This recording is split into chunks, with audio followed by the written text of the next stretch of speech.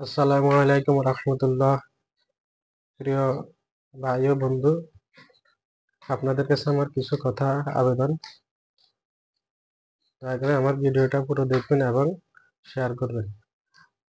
আমার কথা একটা আমি বলতাম আপনাদের কাছে। আমি তো প্রতিবন্ধী মানুষ, আপনারা তো জানেন। আমার যে একটা হুইল চেয়ার আছে, এই চেয়ারটা মোটর ছাড়া চালাইতে অনেক কষ্ট হয়।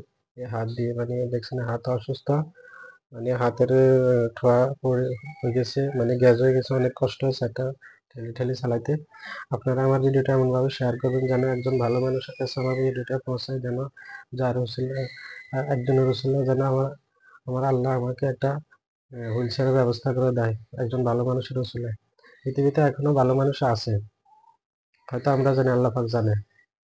এখনো দানশীল আছে, হযরত ওসমানের মতো, আলীর মতো। যে আলী একটা উট দান করতে গিয়ে শত শত উট দান করেছেন, শত শত হাজার হাজার টাকা আল্লাহর রাস্তায় দান করেছেন, শত শত খেজুর গাছ দান করেছেন। যে আলী, হযরত আলী রাদিয়াল্লাহু আনহু সবকিছু দান করতে করতে শেষ পর্যন্ত নিজের গায়ের জামাটাও দান করে, নিজের সালার বস্তার একটা জামা বানিয়ে গায়ে দিয়েছেন। এখন তো বর্তমান যুগে মানুষ দান তো দূরের কথা, জাকাতও ঠিক মতো দেয় না। আল্লাহ পাক তো আপনাকে সম্পদ দিয়েছে পরীক্ষা করার জন্য। আপনি তো নিজে নিজে ভোগ করতেছেন, আল্লাহ রাস্তায় খরচ করতেছেন না।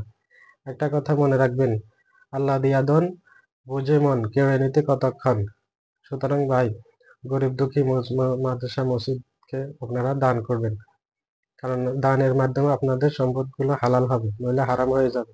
এই সম্পদ আপনাদের জন্য কাল হাসরের ময়দানে বিপদমুখী হয়ে দাঁড়াবে। প্লিজ আপনারা আহ, জাকাত দিবেন, আল্লাহ রাস্তায় দান করবেন।